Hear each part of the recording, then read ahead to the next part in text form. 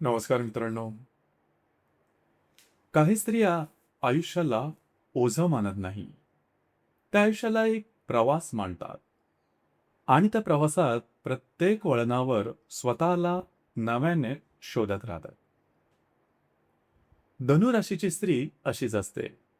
तिच्या व्यक्तिमत्वात एक मोकळेपणा असतो, एक दिलखुलासपणा असतो आणि सगळ्यात महत्त्वाचं म्हणजे एक जिवंतपणा असतो.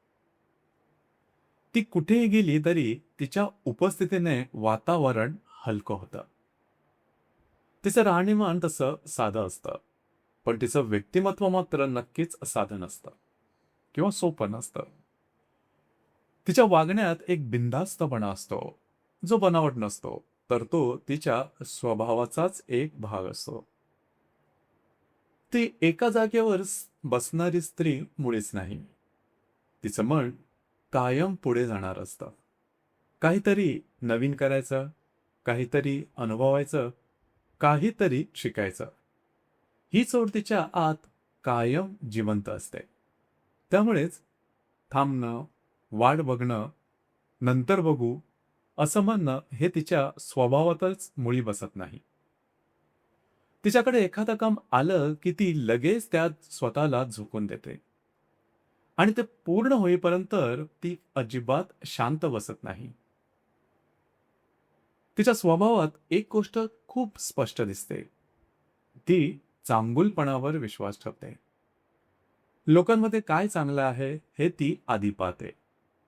ती लोकांना संधी देते. त्यांच्यावर विश्वास ठेवते. त्यामुळे कधी-कधी तिला या विश्वासाचा फटका सुद्धा बसतो. पण तरीही ती तिचा स्वभाव मात्र बदलत नाही.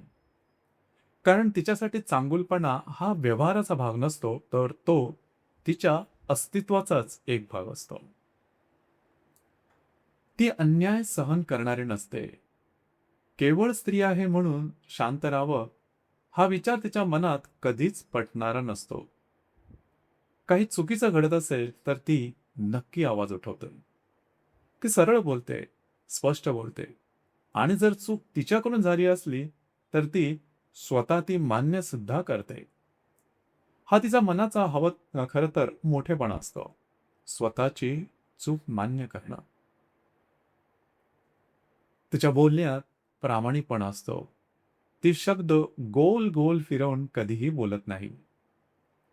जे चांगलं आहे ते उघडपणे सांगते आणि जे चुकीचं आहे तेही तेवढ्याच निक्षूनपणे मांडते.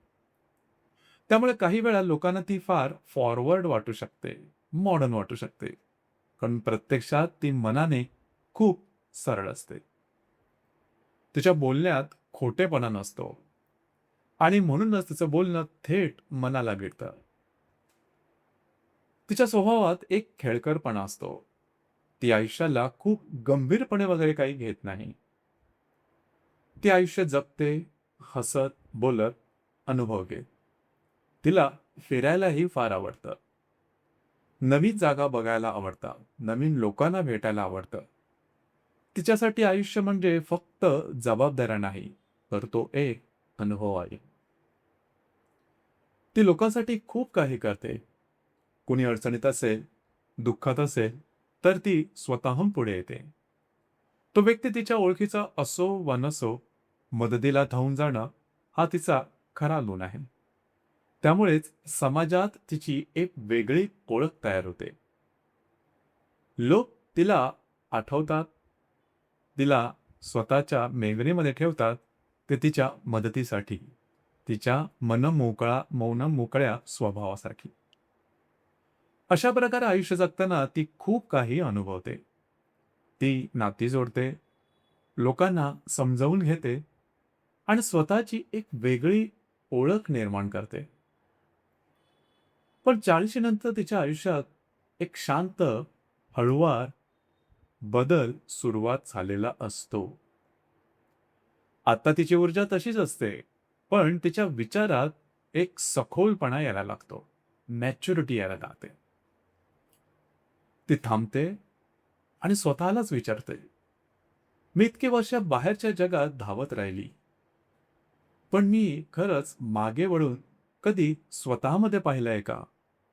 स्वतःच्या आत कधी डोकावलं आहे का? आता ती प्रत्येक अनुभव आणि त्याचा अर्थ शोधायला लागते. आधी ती फक्त जगत होती. आता ती समजून घेऊन जगायला लागतं. तिचा उत्साह अजूनही तसाच असतो. पण त्यामागे एक समज येतो. प्रत्येक गोष्टीला एक मर्यादा असते, हा समज. तिच्या शरीरातही बदल जाणवतात. आधीसारखी अखंड ऊर्जा राहत नाही. थकवा थोडा लवकर जाणवतो. पण ती या सर्व गोष्टीला थांबवून घेत नाही किंवा त्याच्यासाठी थांबायला तयार नाही. ती स्वतःचा वेग थोडा ॲडजस्ट करते आणि आता ती स्वतःला जपायला शिकते. नात्यांमध्येही तिचा दृष्टिकोन बदलतो. आधी ती सगळ्यांसाठी धावत होती. आता ती थोडं थांबते. आता ती बघते, कोण तिच्यासाठी उभा आहे, कोण तिच्यासोबत प्रामाणिक आहे आणि त्यानुसार ती नात्यांमध्ये स्वतःला गुंतवते. खरं तर ती अजूनही मनमोकळी आहे. अजूनही दिलखुलास आहे. पण आता ती स्वतःला हरवून नाही जगत. ती स्वतःसाठी थांबते, स्वतःचं ऐकते, स्वतःला समजून घेते, अंतर्यामीचा आवाज हळुवारपणे टिपते. तिच्या मनात अजूनही कोमल इच्छा आहे.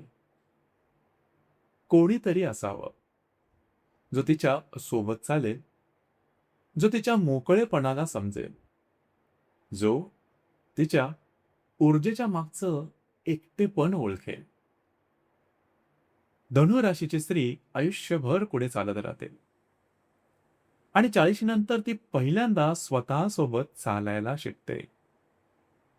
आणि कदाचित तिचं खरं समाधान इथेच असतं. स्वतःला न थांबवता, स्वतः न थांबता, पण स्वतःचा विसर सुद्धा पडू न देता जगण्यामध्ये अर्थ शोधते. तर मित्रांनो, हे होतं धनु राशीच्या 40 कडे जाणाऱ्या स्त्रीचं संपूर्ण व्यक्तित्व. धन्यवाद.